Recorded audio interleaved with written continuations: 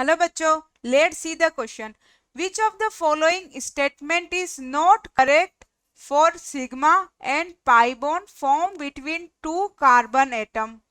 दो carbon atom के बीच में बॉन्ड फॉर्म हो रहा है सिग्मा और पाई, और इसमें इनकरेक्ट स्टेटमेंट बताना है हमें. ए ऑप्शन है free rotation of atom about a sigma bond is allowed but not in case of pi bond. जो रोटेशन होता है, फ्री रोटेशन, वो अलाउ होता है सिग्मा बॉन्ड में, पाई में नहीं होता. क्वेश्चन को हम सोल्व करते हैं. तो इसको सोल्व करने का हमारा की कंसेप्ट होगा, सेम एलिमेंट के बीच में जब भी बॉन्ड फॉर्म होता है, bond formed between same element और डिफरेंट एलिमेंट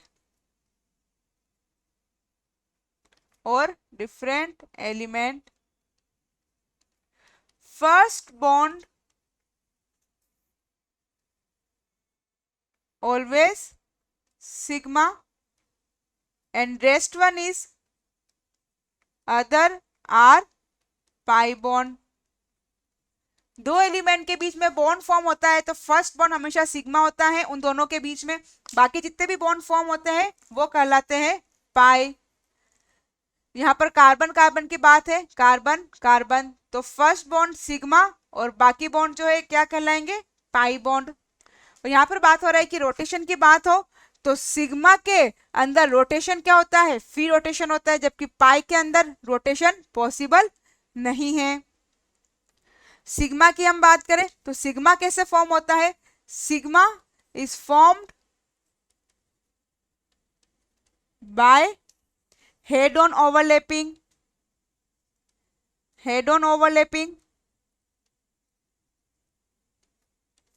जबकि पाई जो है वो फॉर्म होता है बाय साइड ओवरलैपिंग, से फॉर्म होता है.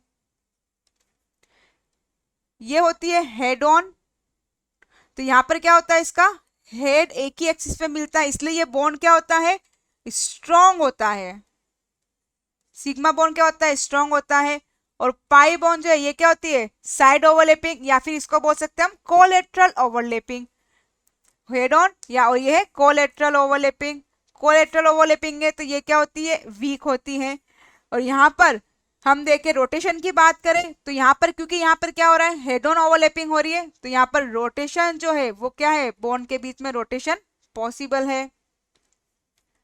और पाई के अंदर कोलेटरल ओवरलैपिंग में, कोलेटरल है ये, इसलिए यहाँ पर नो रोटेशन, कोई भी रोटेशन पॉसिबल नहीं है. तो फर्स्ट स्टेटमेंट हमारा करेक्ट है, सिग्मा में है और पाई में रोटेशन पॉसिबल नहीं है. सिग्मा बॉन्ड डायरेक्शनल होता है, जबकि पाई बॉन्ड जो है नो प्राइमरी इफेक्ट, क्योंकि सिग्मा बॉन्ड जो है वो क्या होता है, पहले फॉर्म हो रहा है तो वो क्या होता है, डायरेक्शनल नेचर का होता है. सिग्मा इज डायरेक्शनल, क्योंकि ये क्या हो रहा है, फर्स्ट फॉर्म हो रहा है.